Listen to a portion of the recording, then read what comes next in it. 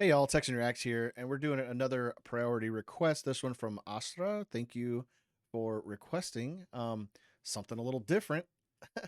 This is Sleepy Hollow and the Headless Horseman uncovering the truth behind the legend. So I'm I guess there is some truth behind this legend. So that should be pretty interesting. Yeah, I like these history things. This is it's not I thought it was just a legend, so this is a little different for me. Finding out some history of something I didn't know was real. So let's go.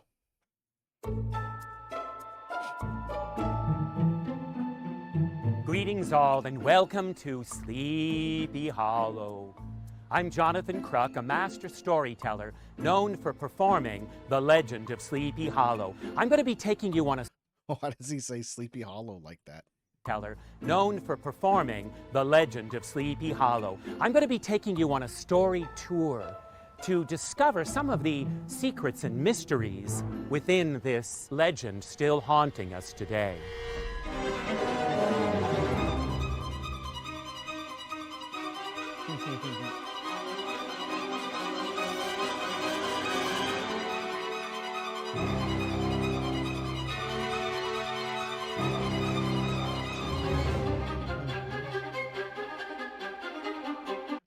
Perfect little story for Halloween.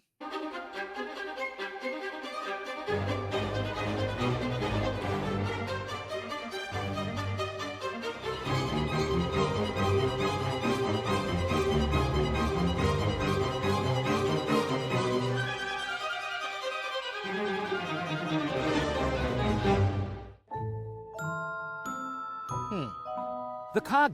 I'm sure some of it is true about like maybe a guy trying to get her hand in marriage and everything.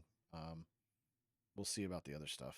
Nomen of Ichabod Crane was not inapplicable to his person. He was tall but exceedingly lank, with narrow shoulders, long arms and legs, hands that dangled out a mile of his sleeves, feet that might have served for shovels, and his whole frame most loosely hung together. Washington Irving met a fellow by the name of Jesse Merwin near Kinderhook in Columbia County. He told a tale of being in love with a Dutch girl, but he continued to be thwarted by the locals. Why, they even dressed up as a kind of ghost to drive him off. Most likely, Irving found Merwin the most compelling figure to turn into his schoolmaster Ichabod Crane from Connecticut. We're standing at the headstone of Katrina Van Tassel. The name, of course, appears in the legend of Sleepy Hollow. Katrina Van Tassel was the only child of a substantial Dutch farmer. She was a blooming lass, a fresh 18, plump as a partridge, ripe and melting and rosy-cheeked as one of her father's peaches. She was real. They're standing at her grave. Okay, that lends a little bit to the story. It's most likely Washington Irving got inspiration for the feisty, flirtatious Katrina from a story told about Eleanor Van Tassel. During the American Revolution, when she got abducted and they tried to hold her for ransom, she kicked those cowboys who were working for the British right out of her sight and managed to escape, and told the tale all about Sleepy Hollow in Tarrytown. I'm so confused.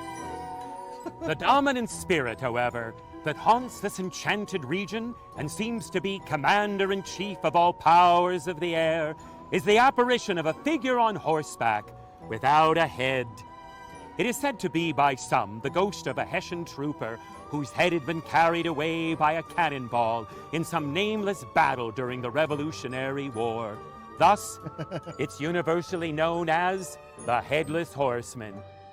During the Battle of White Plains, right around Halloween, 1776, General William Heath described a Hessian trooper, an artilleryman, getting his head blown away and his horse brought down. And that's where the legend rises. Good folk from Sleepy Hollow and environs found the body and had it buried here in an unmarked grave. The spirit is said to continue to rise up and roam these roads on midnight blasts, seeking that missing head. Good luck. An opening in the trees now cheered him with the hopes that the church bridge was at hand. The wavering reflection of a silver star in the bosom of the brook told him that he was not mistaken. He saw the walls of the church dimly glaring under the trees beyond. He recollected the place where Brom Bones, its ghostly competitor, had disappeared.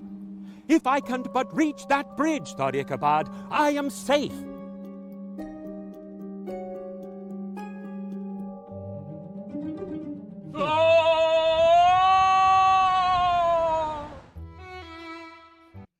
This guy's he's a little over the top.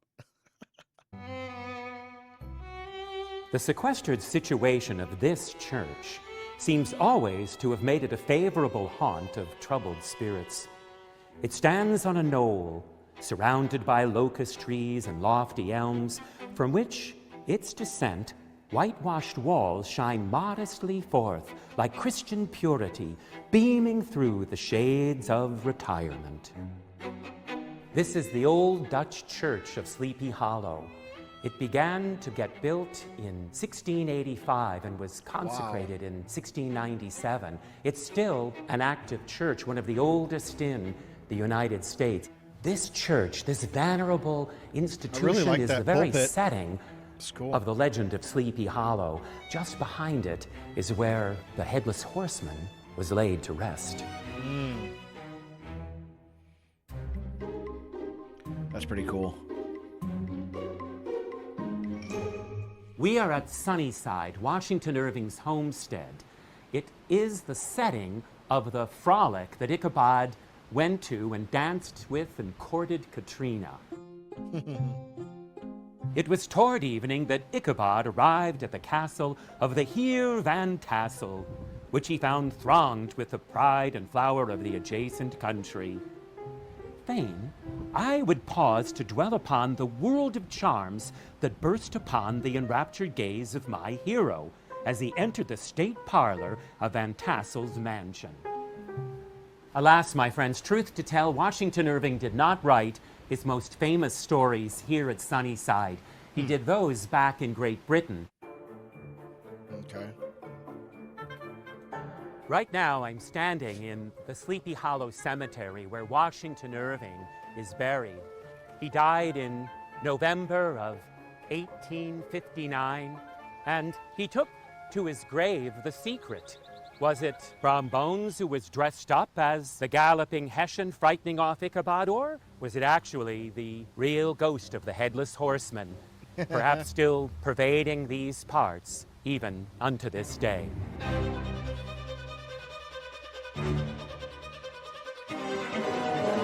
Thanks for accompanying us on this legendary I got a little story of tour my of own. Sleepy Hollow. Remember, the Headless Horseman is still about, so here in Sleepy Hollow, hold on to your heads.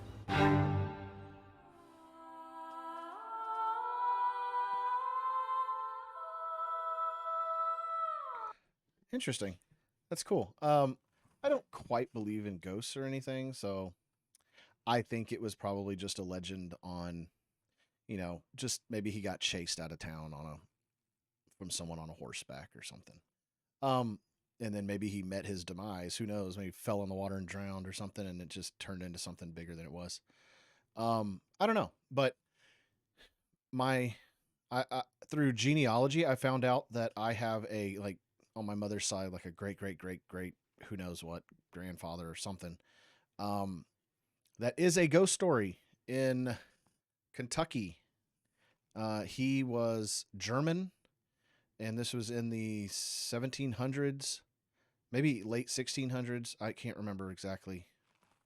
Daniel Boone, so 1700s.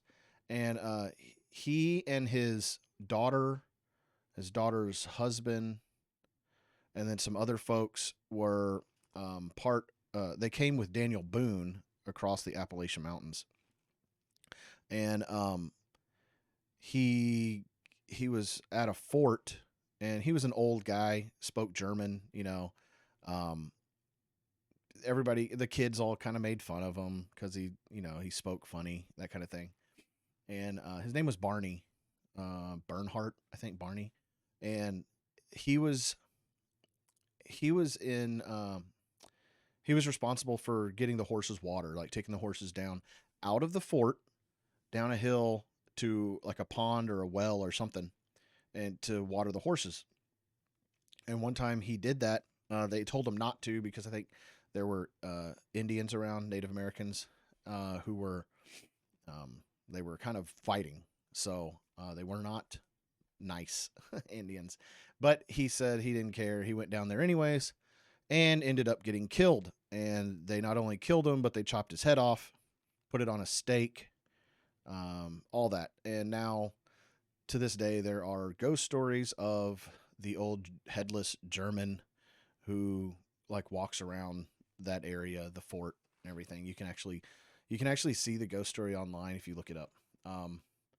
Pretty interesting. And to know that I'm a descendant of his is pretty cool. He obviously, I don't know. I don't know if I believe in the ghost story, but it happened. It was a real story. So whatever happened while he was living is true. It's fact. Anyways, yeah, that was really cool. Thank you, Astra, for requesting this during October, right before Halloween. That's pretty cool. I don't know a lot about Sleepy Hollow. I probably have to read the actual story and catch up with it. And it's interesting. I like that time period, and to see the legends that come from it are just really cool. So, anyways, thank you. Like this video if you enjoyed it. Subscribe to my channel. I'm doing all sorts of reactions now, and check out our Discord down below in the description. Till next time, rock on.